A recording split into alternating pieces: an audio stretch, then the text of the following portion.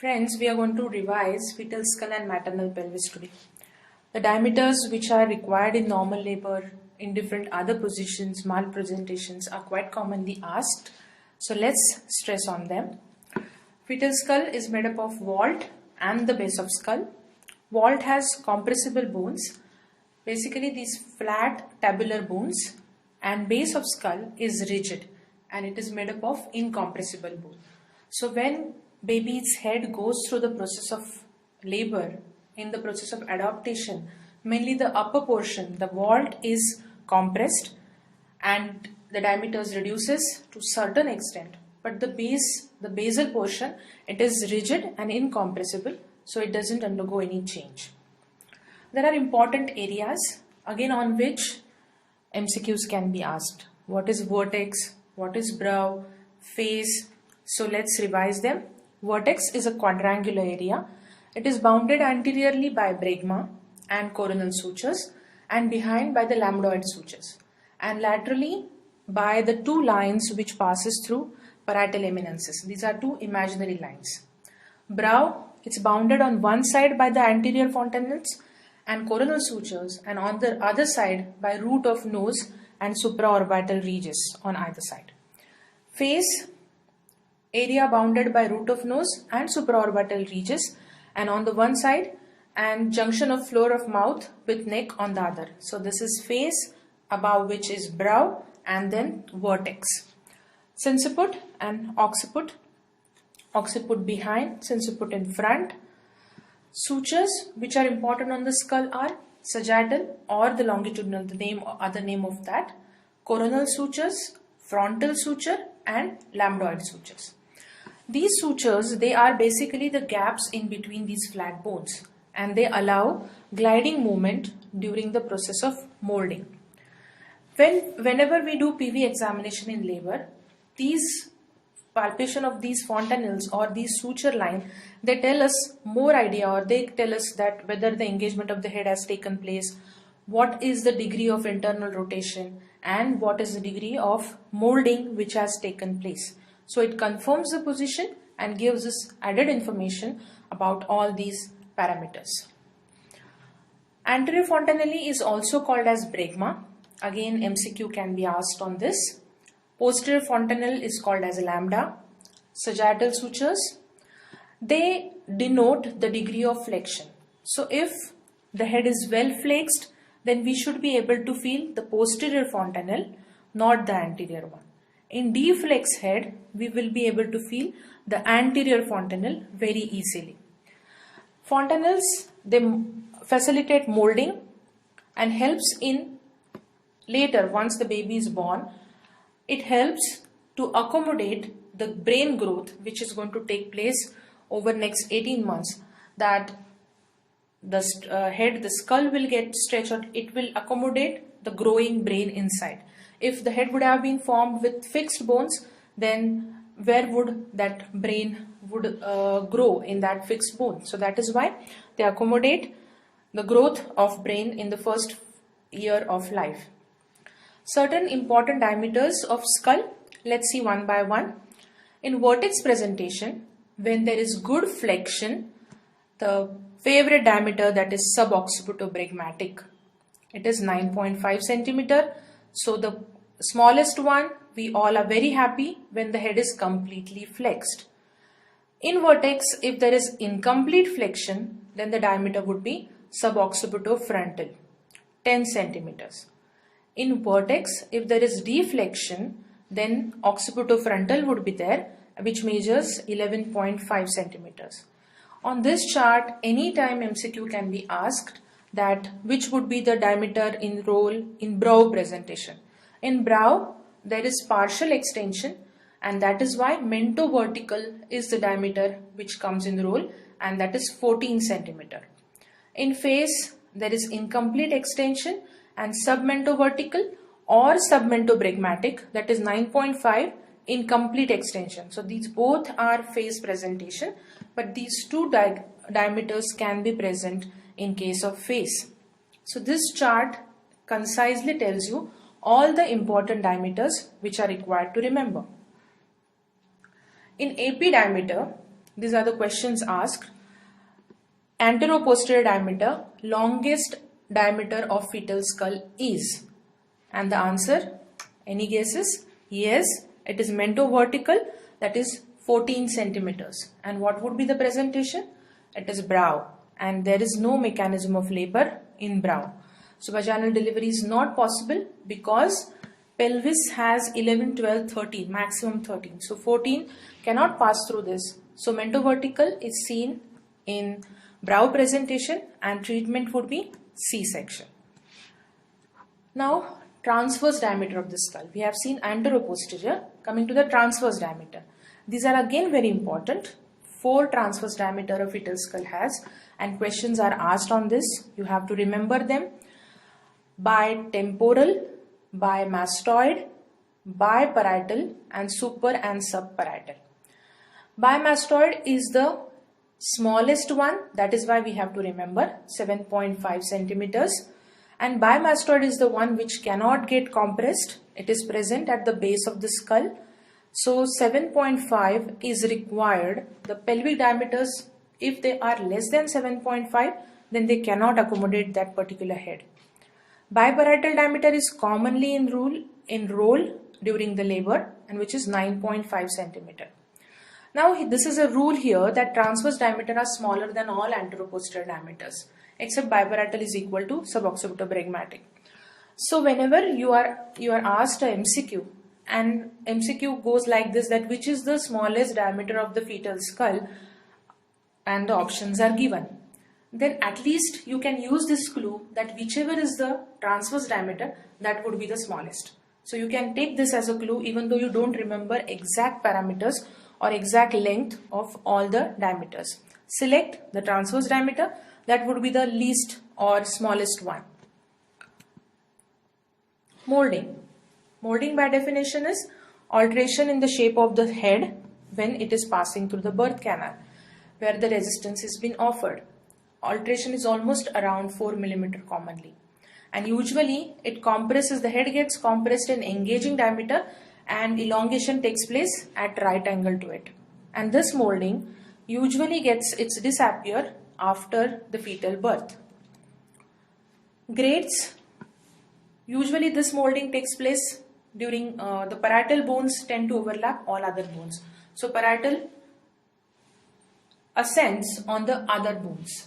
What are the grades of molding? If there is little resistance or the pelvis is good, big, there is no compression, much compression effect, then the bones will just touch each other, but there will not be overlapping. So only the fontanelles are getting covered and bones touching each other. In grade 2, there would be overlapping, but it would be easily separable. Like with fingers, you can just push them and they'll move apart. And in grade 3 molding, there would be fixed and more overlapping, which we won't be able to separate it with fingers. So the molding in grade 3 shows fixed overlapping. Again MCQ, smallest diameter of the head, transverse, if it is asked, then it is bimastoid, smallest 7.5. If bimastoid option is not there, then we have to remember bitemporal, the next. Longest diameter, AP, mento-vertical is the answer. Brow presentation 14 centimeter. If that option is not there, then we can go for submento-vertical or occipitofrontal. Coming to the maternal pelvis. Maternal pelvis has multiple landmarks. You may have a question like this, that the pelvic inlet is formed by, and then 5 choices are given, options, and you have to select some out of them. So upper border of symphysis pubis, pubic crest, pubic tubercle, pectineal line, iliopubic eminence, iliopectineal line, sacroiliac articulation, another border, the anterior border of the ala of the sacrum, and sacral promontory. And the same thing on the other side completes the pelvic inlet. Pelvis is divided into two, false pelvis and true pelvis. False pelvis is formed by iliac bones and they just support the gravid uterus. True pelvis, it is the canal through which the fetus passes. It is shallow in front, only 4 cm. The pubic symphysis is only 4 cm and it is deep posteriorly, that is 11.5 cm. This pelvis, we divide it into inlet, cavity and outlet. There are certain features which are present in female pelvis and they are absent in male pelvis, and that makes the whole difference. That is why female pelvis are much more favorable for delivery and male pelvis is not. So features which are narrow in male but broad in female. Again, MCQs are asked on this feature, so please concentrate. Greater sciatic notch is very much broad in females but it is narrow in males. Ischial tuberosity is inverted in males and everted in females. Body of pubis is narrow in males. Subpubic angle is also acute in males. Both the bones, the subpubic angle is acute, narrow. And preauricular sulcus is not very frequently seen in male pelvis but it's narrow. So there are MCQs and you have to remember these points. Features which are large in male pelvis and small in female pelvis, they are: promontory is large in males, obturator foramen is also large in males, sacroiliac joint surface and iliopectineal line. First two are more important from MCQ point of view. There is a MCQ, for example, female pelvis as compared to male pelvis has all except, and the options are narrow sciatic notch, shallow and wide symphysis pubis, subpubic angle is acute, light and graceful structure, preauricular sulcus is large. And we all know that female pelvis will have a broader sciatic notch, not a narrow. So the answers are narrow sciatic notch is present in male, not in female, and in males even the subacute angle will be narrow. Coming to pelvic inlet, the shape is round. The plane of the inlet is an imaginary flat surface bounded by the bony point, superior straight it is called as, and axis is the perpendicular line to the plane of the inlet. Inclination, the angle of inclination. This plane, you know the pelvis is this way. So the plane makes an angle with the horizontal and this angle is about 55 degree and this is called as angle of inclination. When the angle increases because of sacralization of the fifth lumbar vertebra, it is called as high inclination, and the significance is it causes delayed engagement, it favors OP position, and there is difficulty in descent of the head due to long birth canal and flat sacrum. It interferes with the internal rotation. Now going to the diameters of the inlet. Antero-posterior, true conjugate, same, it can be also called as anatomical conjugate or conjugate vera. It is the distance between midpoint of the sacral promontory to the inner margin of the upper border of the pubic symphysis. It measures 11 centimeters. We directly cannot measure it, so we measure the diagonal conjugate and by subtracting 1.2 centimeter from it, we get the true conjugate. Obstetric conjugate, it is actually important for labor. It is the distance between the midpoint of the sacral promontory to the prominent bony projection in the midline on the inner surface of the pubic symphysis. It is the shortest AP diameter, whatever diameters we have out of which, and it measures 10 centimeter. How do we calculate it? By subtracting almost 2 centimeters from the diagonal conjugate. It is the most important diameter. So if a MCQ is out of these, which is the most important AP diameter of the inlet, the answer would be obstetric conjugate. And the obstetric word is the clue because it is the one which has important role during labor. So remember obstetric conjugate. The most important diameter of inlet, as it is the one through which the fetus must pass, and inlet is considered as narrow or contracted if obstetric conjugate is less than 10 centimeters. Now diagonal conjugate is the one which we measure. It is the distance between the lower border of the pubic symphysis and midpoint of the sacral promontory. So with all aseptic precaution, we pass a hand, try to feel the sacral promontory. If the promontory is not felt, we are happy that the diagonal conjugate is much more. If it is felt, then we just mark the point here and measure this distance, and it's called as diagonal conjugate. It measures 12 centimeter and clinically measurable. Transverse diameter is 13 and oblique is 12. Now the cavity of the pelvis. It is bounded above by inlet and below by plane of least pelvic dimensions. Please remember this plane of least pelvic and greatest pelvic dimension. The shape of the cavity is round. All the diameters are 12, 12, 12. The plane is plane of greatest pelvic dimension. So the plane of the cavity of the pelvis, it extends from the posterior surface of the symphysis pubis to the junction of the second and third sacral vertebra, and that is called as plane of greatest pelvic dimension. Axis is a mid-perpendicular line drawn to this particular plane. Obstetric outlet, it is a segment between the plane of least pelvic dimension to the anatomical outlet. Shape is oval. The plane is plane of least pelvic dimension. And axis is again the line joining the center of the plane with the sacral promontory. Now let's see this plane of least pelvic dimension, because this is again a favorite question. Extends from the lower border of the symphysis pubis to the tip of ischial spines and posteriorly to meet the tip of fifth sacral vertebra. So it starts from lower border of the symphysis pubis, goes through the ischial spines and then meets posteriorly at the tip of the fifth sacral vertebra. This plane is important for following points. Again, a MCQ can be formed on this.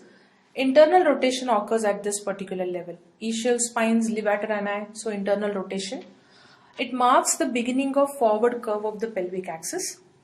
It also represents zero station of the head. External os is always situated at this particular level. It marks the origin of levator ani. It's a landmark for pudendal block, and most cases deep transverse arrest, it occurs at this level. So I hope if it's not asked, this can be a MCQ. Obstetrical outlet, the transverse diameter is the interspinous diameter, that is the distance between two ischial spines, and it measures 10 cm. The shortest transverse diameter of the pelvis. Anatomical outlet, bony outlet, bounded in front by lower border of the symphysis pubis, laterally by the ischiopubic rami, ischial tuberosity, sacrotuberous ligament, and posteriorly by tip of coccyx. The shape is diamond shape, and plane is the line joining lower border of the symphysis pubis and tip of coccyx. Axis is again perpendicular line to the plane. This posterior sagittal diameter, very favorite. This used to be used before, when X-ray used to be the procedure by which pelvic adequacy or pelvimetry was measured. Posterior sagittal diameter is the one which tells us whether the pelvis is adequate for that baby or not. It is the distance between sacrococcygeal joint and the midpoint of the transverse diameter of the outlet. Outlet, the transverse diameter, midpoint of that to the sacrococcygeal joint. Prognosis of vaginal delivery depends on it, and it has to be more than 7.5 centimeters, or some books mention 8 centimeters. So posterior sagittal again is very important diameter, and a question can be asked. So we have seen the pelvic and fetal skull diameters. Now let's remember or revise which are the important point. Longest diameter of the pelvis, transverse diameter of the inlet, and AP diameter of the anatomical outlet 13 cm. Shortest interspinous diameter, that is 10 cm. Longest AP diameter of the inlet is diagonal conjugate 12. All the other obstetric conjugate is less than that, anatomical is less than that. Shortest AP diameter of the inlet, that is obstetric conjugate 10 cm. Critical conjugate, if it is less than that, then the pelvis is considered as contracted, or it will have some effect on the fetus. There are other terminologies which are also important. They are the subpubic angle. Subpubic angle is the angle below the pubic symphysis, pubic arch, mid pelvis, pelvic axis, that is anatomical curve of Caris or obstetrical axis, and dynamic pelvis. But these terminologies are not much of importance. Dynamic pelvis, the pelvis is called as dynamic because during labor, all these joints, there can be stretching, and there can be by a few millimeters, the diameters can increase when the baby is going through the pelvic cavity. So because of that, it is called as dynamic pelvis. Even the coccyx can get pushed little forward. So the diameters, they get little stretched during labor, and that is why the term uses dynamic pelvis. So this revises the whole topic of maternal skull and maternal pelvis and fetal skull, and it will be surely helpful to you to remember few diameters whenever you revise this topic. Thank you.